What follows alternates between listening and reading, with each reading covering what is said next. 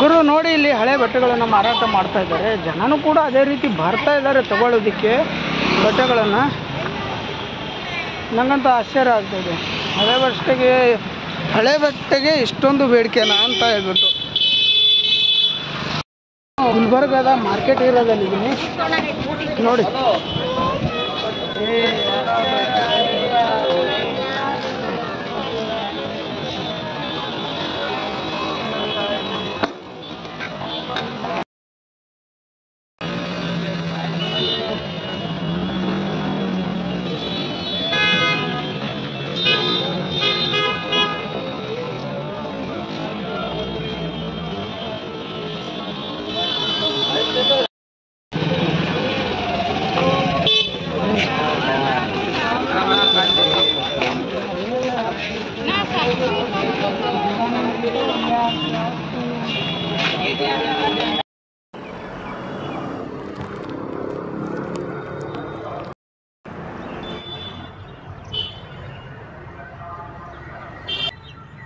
ನಮಸ್ಕಾರ ಕರ್ನಾಡು, welcome back to my YouTube channel. I hope ಎಲ್ಲರೂ ಚೆನ್ನಾಗಿದ್ದೀರಾ ಅಂತ ಅಂದ್ಕೊಂಡಿದ್ದೀನಿ. ನಾನು ಕೂಡ ಸೂಪರ್ ಆಗಿದ್ದೀನಿ.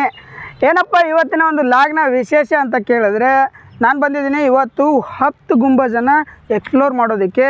10 ಗುಂಬಜ್, 7 ಗುಂಬಜ್ ಇವೆಲ್ಲವೂ ಕೂಡ ಇದಕ್ಕೇನೆ ಕರೆಯೋದು.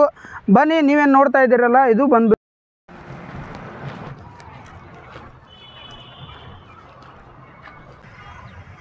ಈ 10 ಗುಂಬಜ್ ಬಂದ್ಬಿಟ್ಟು ಸುಮಾರು 14-15ನೇ ಶತಮಾನದಲ್ಲಿ ನಿರ್ಮಾಣ ಮಾಡ್ತಾರೆ.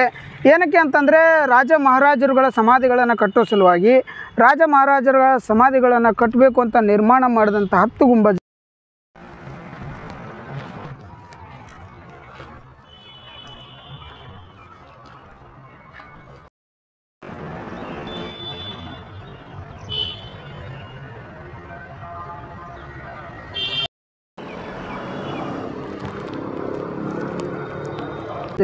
ಇಲ್ಲಿವರೆಗೂ ಕೂಡ 7 ಸಮಾಧಿಗಳನ್ನು ನಿರ್ಮಾಣ ಮಾಡಲಾಗಿದೆ. 1ನೇ ಸಮಾಧಿ ಇದು, 2ನೇದು ಇದು, 3ನೇದು ಅದು, 4ನೇದು ಕೆಳಗಡೆ, ಮತ್ತು 5ನೇದು ಅದರ ಪಕ್ಕನೇ ಇದೆ, 6ನೇದು ಮತ್ತೆ ಮೇಲ್ಗಡೆ, 7ನೇದು ಈ ಕಡೆ ಲಾಸ್ಟಲ್ಲಿರೋದು.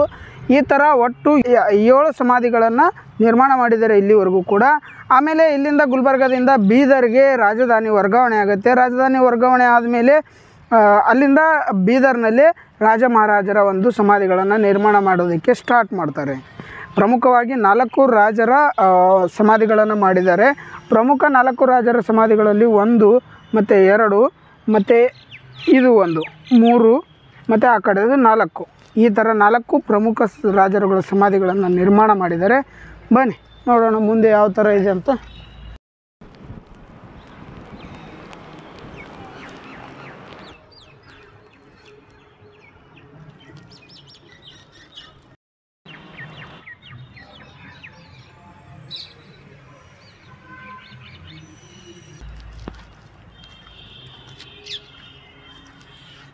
बोल गया क्या?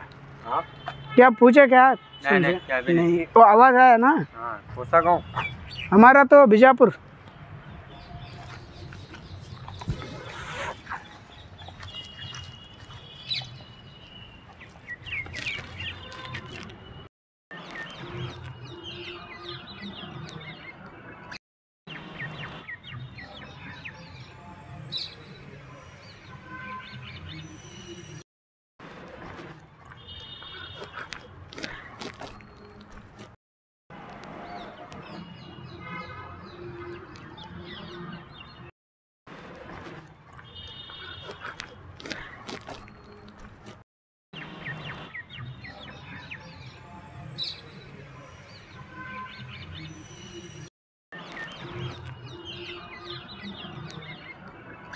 ಏನು ಅಂತಂದರೆ, ಈ ಒಂದು ಸ್ಮಾರಕವನ್ನು ಪೂರ್ತಿಯಾಗಿ ಕಂಪ್ಲೀಟ್ ಮಾಡಿಲ್ಲ.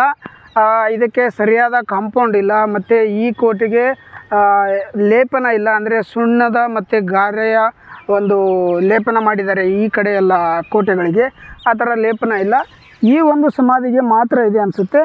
ಇಲ್ಲ, ಎಲ್ಲದಕ್ಕೂ ಇದೆ, ಬಟ್ ಅದೆಲ್ಲ ಹೋಗ್ತಾ ಇದೆ ಲೇಪನ. ನೋಡಿದ್ರಲ್ಲ, ಇದಾಗಿತ್ತು 10 ಗುಂಬಜ್ನ ಒಂದು ಲಾಗು. ಈ ಲಾಗ್ ನಿಮಗೆ ಇಷ್ಟ ಆಗಿದೆ ಅಂತ ಅಂದ್ಕೊಂಡಿದ್ದೀನಿ. ಈ ಲಾಗ್ ಇಷ್ಟ ಆಗಿದ್ದರೆ ಶೇರ್ ಮಾಡಿ, ಲೈಕ್ ಮಾಡಿ, ಕಮೆಂಟ್ ಮಾಡಿ, ಮತ್ತು ನಿಮ್ಮ ಫ್ರೆಂಡ್ಸ್ ಮತ್ತು ಫ್ಯಾಮಿಲಿಗೆ ಸಜೆಸ್ಟ್ ಮಾಡಿ. ಮತ್ತು ನಿಮಗೋಸ್ಕರ ಒಳ್ಳೊಳ್ಳೆ ಲಾಗ್ಸನ್ನು ತೊಗೊಂಡು ಬರ್ತೀನಿ. ಅಲ್ಲಿವರೆಗೂ ಕಾಯ್ತಾ ಇರಿ. ಟೇಕ್ ಕೇರ್, ಬಾಯ್ ಬಾಯ್.